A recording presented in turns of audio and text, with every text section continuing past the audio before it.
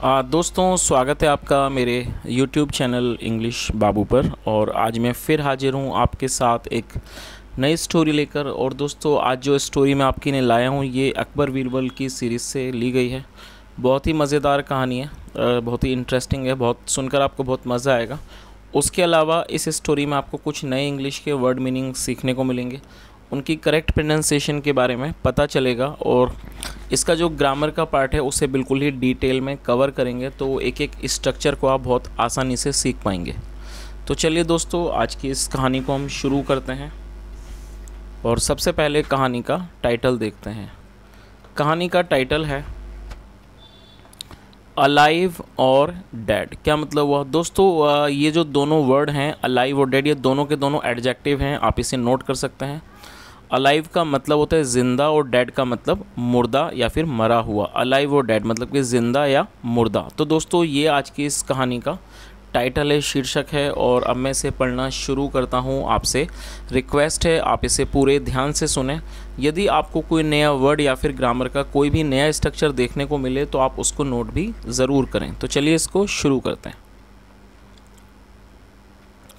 Sometimes Akbar was very hard to please. क्या मतलब हुआ दोस्तों? ये जो हमारी आज की कहानी है ये पास्ट में है, तो आपको यहाँ इस कहानी के अंदर कई सारी सेकंड फॉर्म देखने को मिलेंगी। जब हम पास्ट इंडेफिनिट में कोई भी वाक्य को बनाते हैं तो वहाँ सेकंड फॉर्म का प्रयोग किया जाता है। तो चलिए अब इस लाइन का मतलब देखते हैं।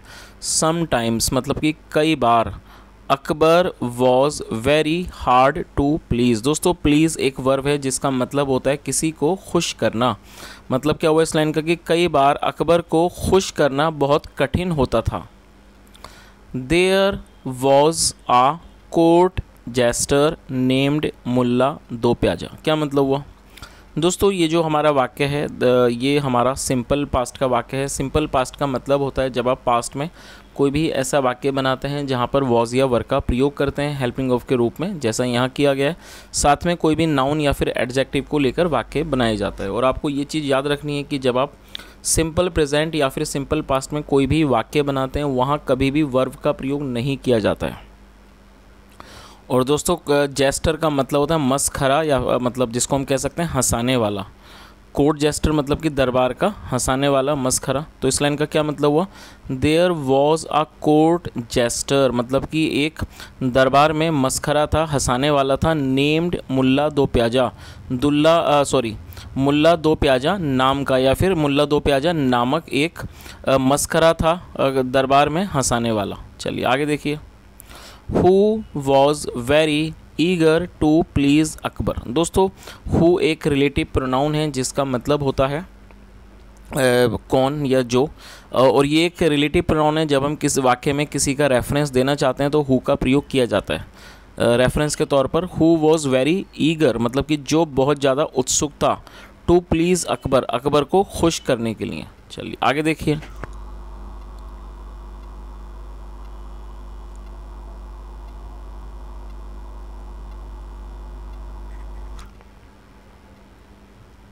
One day he labored very hard for several hours to make Akbar laugh। क्या मतलब हुआ दोस्तों? ये हमारा पास्ट इंडेफिनिट का अफर्मेटिव वाक्य है। और जैसा मैंने आपको ऊपर बताया, जब हम पास्ट इंडेफिनिट में कोई भी वाक्य को बनाते हैं तो वहाँ सेकंड फॉर्म का प्रयोग किया जाता है। और शायद ये आपके लिए एक नया वर्ड हो सकता है, आप इसे नोट कर सकते हैं।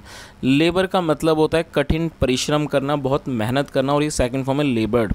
वन डे एक दिन, ही लेबर्ड वेरी हार्ड उसने बहुत कड़ा परिश्रम किया, उसने बहुत मेहनत की। फॉर सेवरल आवर्स, सेवरल मतलब कई, अनेक, अनेक घंटे। फॉर सेवरल आवर्स मतलब उसने अनेक घंटे मेहनत की। To make Akbar laugh Akbar को हंसाने के लिए। तो इस पूरी लाइन का क्या मतलब हुआ? एक दिन उसने बहुत मेहनत की मतलब उसने कड़ा परिश्रम किया कई घंटों तक।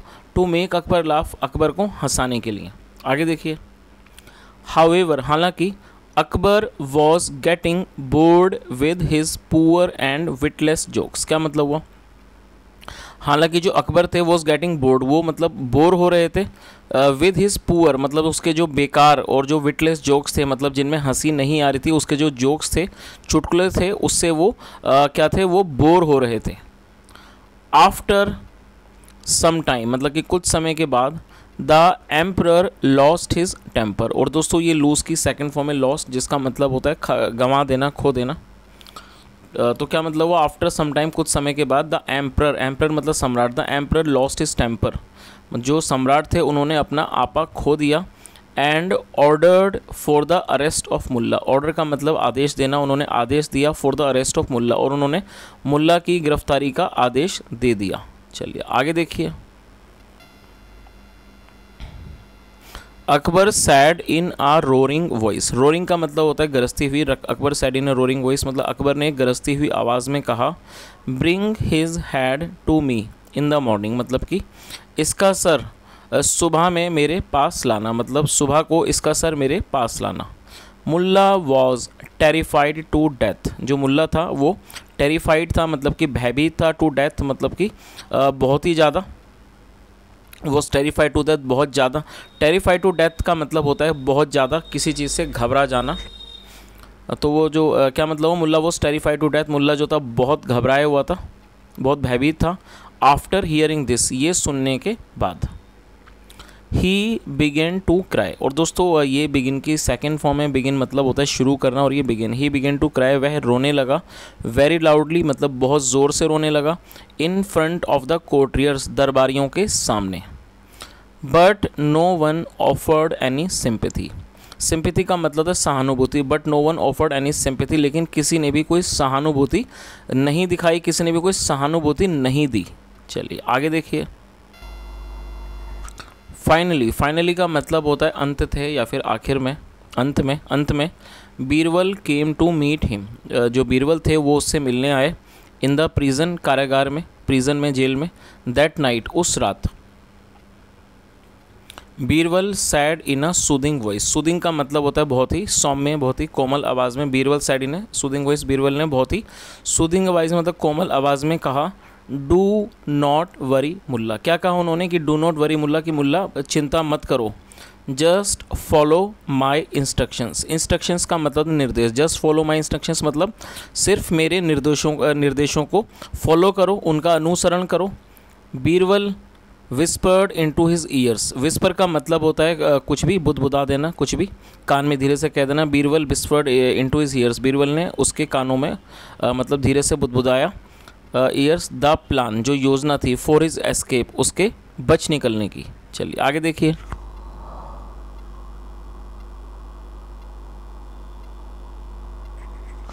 द नेक्स्ट मॉर्निंग मतलब कि अगली सुबह।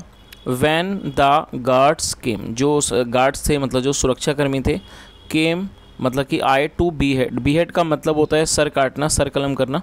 Van the guards came to behead him मतलब जब गार्ड जो सुरक्षाकर्मी थे वो आए, टू बी हेड हिम उसका सर काटने के लिए, उसका सर कलम करने के लिए।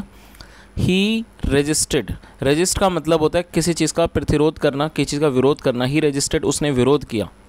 ही सैड, उसने कहा, फर्स्ट पहले, take me to the emperor, take का मतलब होता है ले जाना, तो उसने क्या कहा, फर्स्ट पहले, first take me to the emperor मतलब पहले मुझे सम्राट के पास ले चलो। एंड देन, और फिर, behead me in front of him, and then मतलब बी हेड मी, फिर आप बी हेड मतलब मुझे मेरा सर काट देना, इन फ्रंट ऑफ हिम, उनके सामने। तो इस पूरी लाइन का क्या मतलब हुआ, इसको दोबारा से समझ लेते हैं। मतलब जब अगली सुबह जो गार्ड से सुरक्षाकर्मी थे, came to behead him, जब उसका सर कलम करने आए। ही रजिस्टर्ड, उसने विरोध किया। ही सैड, उसने कहा, first take me to the emperor and then behead me in front of him, उसने क्या कहा कि पहले मुझे सम्राट के पास ले चलो, and then behead me in front of him, फिर उनके सामने मेरा सर कलम करना। चलिए आगे देखिए। The guards took him to the emperor, और दोस्तों ये टेक की सेकंड फॉर्म है, टेक का मतलब ले जाना होता है और ये सेकंड फॉर्म है टुक। तो क्या मतलब हुआ, the guards took him to the emperor मतलब जो सुरक्षाकर्मी जो थे, took him to the emperor मतलब सुरक्षाकर्मी उसे सम्राट के पास ले गए। चलिए आगे देखिए। Akbar was waiting to see the decapitated head of Mulla, क्या मतलब हुआ दोस्तों, ये जो हमारा वाक्य है अकबर वॉज वेटिंग, ये पास्ट कॉन्टिन्यूस का सेंटेंस है। जब हम पास्ट में कोई भी ऐसा वाक्य बनाते हैं जहाँ वाक्य की टेल पर रहा था, रही थी जैसे शब्द आते हैं, तो इस तरह का जो वाक्य है वो पास्ट कॉन्टिन्यूस का वाक्य कहलाता है। और डिकैपिटेटेड होता है कटा हुआ। तो क्या मतलब हुआ, अकबर वॉज वेटिंग, मतलब अकबर इंतज़ार कर रहे थे, टू सी देखने के लिए, द डिकैपिटेटेड हेड ऑफ मुल्ला, मतलब कि मुल्ला का कटा हुआ सर देखने का वो इंतज़ार कर रहे थे। But when he discovered, discover का मतलब होता है किसी चीज़ के बारे में पता चलना, और ये सेकंड फॉर्म है। बट वैन ही डिस्कवर्ड, लेकिन जब उन्हें पता चला, मुल्ला वॉज अलाइव, कि जो मुल्ला है वो जिंदा है, वॉज अलाइव जिंदा था, and standing in front of him, और वो खड़ा हुआ इन फ्रंट ऑफ हिम, उनके सामने, ही टर्न्ड वेरी एंग्री, एंग्री का मतलब होता है गुस्सा हो जाना, टर्न एंग्री मतलब गुस्सा हो जाना, क्या मतलब हुआ, ही टर्न वेरी एंग्री, वो बहुत ज़्यादा नाराज़ हो गए, बहुत ज़्यादा क्रोधित हो गए। चलिए आगे देखिए, he addressed his man and said, address का मतलब होता है संबोधित करना, किसी को भी संबोधित करने को एड्रेस कहा जाता है, और ये सेकंड फॉर्म है।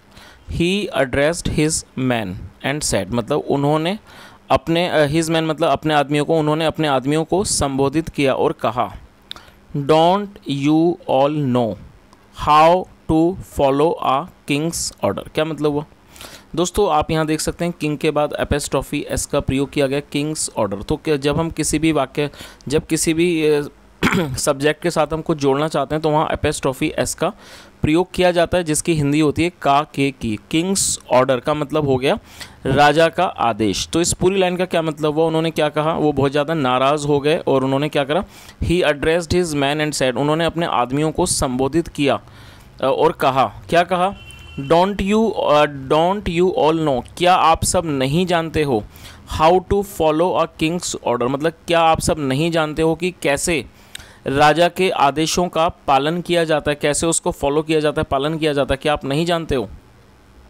आगे देखिए, I am going to put you all into the prison, क्या मतलब, I am going to put you all into the prison, मतलब मैं आप सबको कारागार में डालने जा रहा हूँ। चलिए आगे देखिए, मुल्ला प्रोटेस्टेड एंड सेड, और दोस्तों जैसा मैंने आपको बताया प्रोटेस्ट का मतलब होता है विरोध करना, और ये सेकंड फॉर्म है प्रोटेस्टेड। तो क्या मतलब हुआ, मुल्ला प्रोटेस्टेड एंड सेड, मतलब मुल्ला ने विरोध किया और कहा, जहाँ पना, इट्स मतलब इट्स नॉट देयर फॉल्ट, मतलब ये उनकी गलती नहीं है, ये इनकी गलती नहीं है। I have made them to do so because you had expressed your desire to see my head in the morning.